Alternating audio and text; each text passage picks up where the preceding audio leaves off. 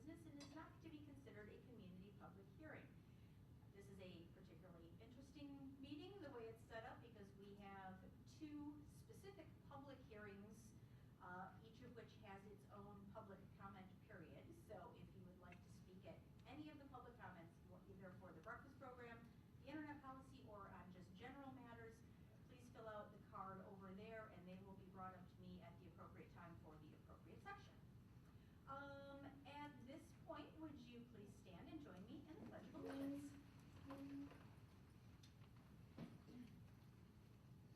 I pledge allegiance to the flag of the United States of America and to the republic for which it stands, one nation, under God, indivisible, with liberty and justice for all.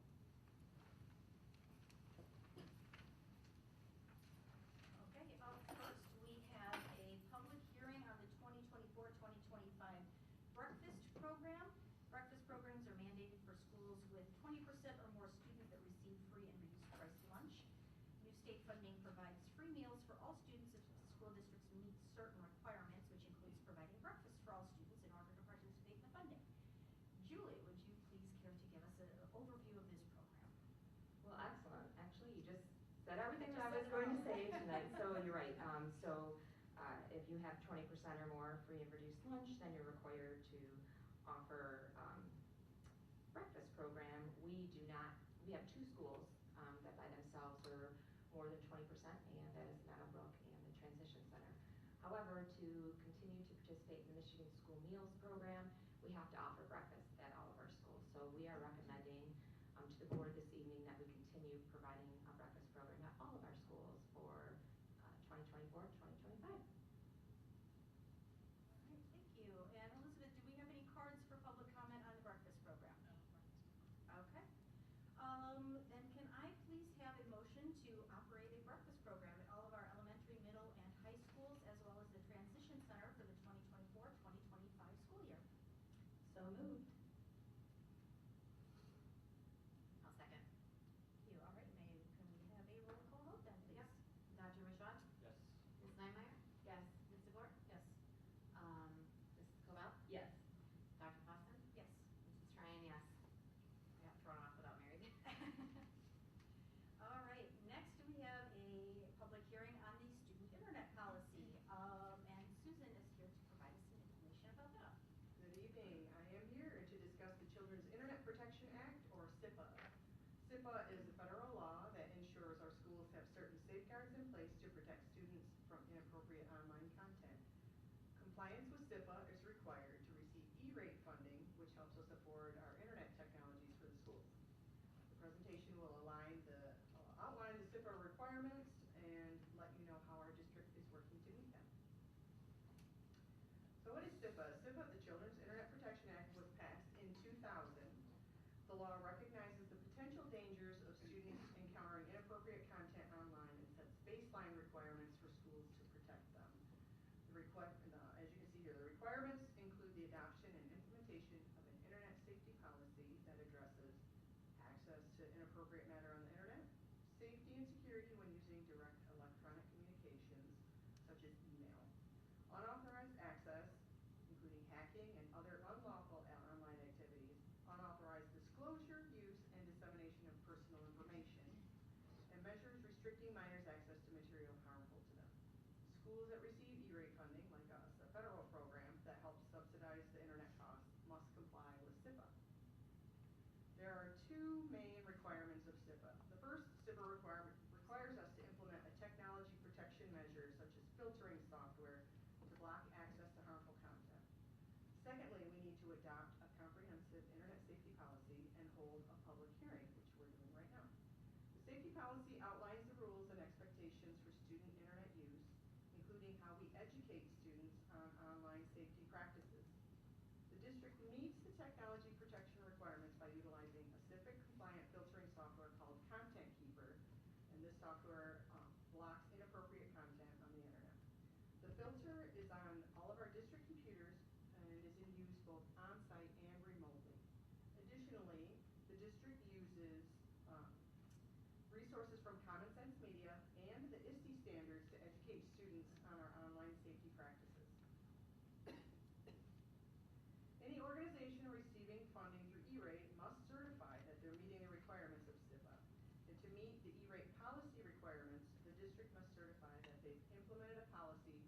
addressing the monitoring of online activities as well as safety and security measures regarding direct electronic communications, unauthorized access, and disclosure to personal information.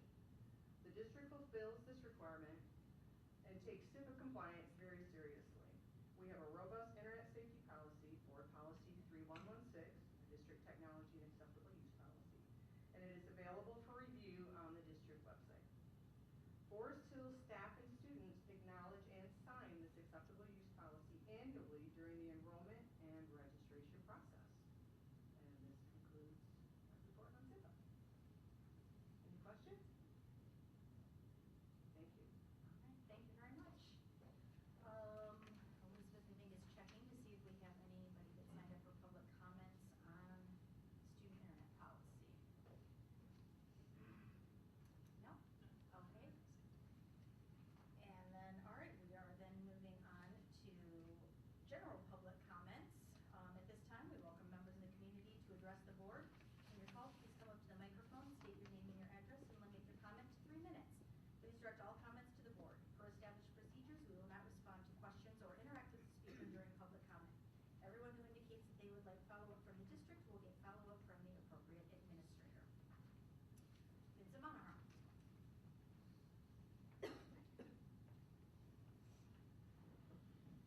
Vincent Monahan, you'll find me at 6860 Cascade Road, and this speech represents my views only and no affiliated organization. On May 28th, 2024, at the special board meeting, I witnessed a 6-to-1 approval to waste taxpayer money. The contract amendment authorized payment for all of Dr. Schubel's unused vacation days, 16 in total. The amount awarded was over $12,000 of taxpayer money, roughly $86 per hour for PTO, never taken. This is before Social Security and taxes, which will also be funded by taxpayer money. Use simple math, and we will calculate that this is added to a generous salary of roughly $195,000 for the year. Now consider that if she is paid per hour, the board is now double dipping, giving her money both for working and for unused PTO. If she is salaried, you have given her a $12,000 bonus on top of a nearly $200,000 salary for no more work than she would have already done. Paying unused PTO was not negotiated in her original contract. Board discussions suggest that her contract explicitly stated that she would not be paid for unused PTO. Dr. Schubel accepted these terms and signed. The consequences were upon her for not negotiating for paid unused PTO before signing. A shrewd business contract should have been enforced.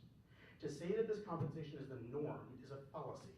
Just ask your bus drivers. I verified that they cannot cash out their PTO. They can only convert a fraction to sick time. It is uncommon in other fields too. I work in healthcare, and I'm offered no unused PTO compensation by my employers. Finally, the timing of the May 28th amendment is suspect. It takes 10 days to approve a vacation request. That would prove an approval date at June the 7th. Including the 7th, Dr. Schubel would have vacation for exactly 16 days before her contract expires. It is theoretically possible that Dr. Schubel recognized this and was ready to leave the district had the board not approved this amendment. By her contract, she would have been well within her rights to do so. Did the board panic, thinking that this to be some sort of blackmail and then throw taxpayer hard-earned money at Dr. Schubel to entice her to stay? It is a theory worth considering. So, board, either one of two things with 6 of you who voted yes has happened. Number one, you felt blackmailed, although Dr. Schubel was working within her contract and threw our money at Dr. Schubel to entice her not to give up her vacation days. To give her vacation days. Or number two, you decided to use our taxpayer money, which is not yours, without asking us to make yourselves feel good amending a contract that was A, fiscally sound, and B, already signed and accepted by Dr. Schubel. So which is it? Are the 6 who voted yes spineless or fiscally incompetent? Good day. Thank you. Nick Brill.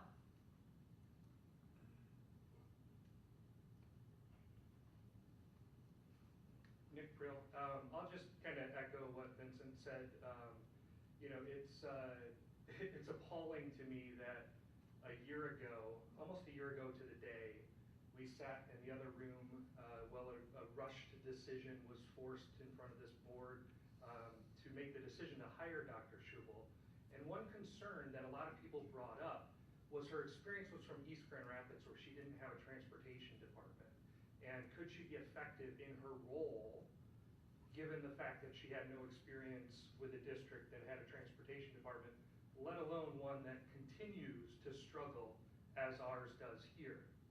Now, I find it appalling that Dr. Schubel not one time made an appearance at the transportation building for any of their meetings. A concern that was raised by community members, and yet she didn't make that, and you sit here in that last meeting and talk about what a wonderful job she did. We still have the same transportation issues. She never once made an appearance there, and you award her with an extra $12,000 of taxpayer money because she failed to negotiate her own contract appropriately. And CJ, as the treasurer, you mentioned in that meeting that you spent the same amount of money. That's not true. If she took the PTO time, she would have made the same amount of money as what her contract was. You did pay her more money. You made that decision to pay her more money. So your comments at the last meeting either state that you don't know what you're doing, or to Vincent's point, there was some sort of blackmail or something going on. And frankly, if that's your view and you don't understand employment contracts like that, not quite sure you should be the treasurer of the school board.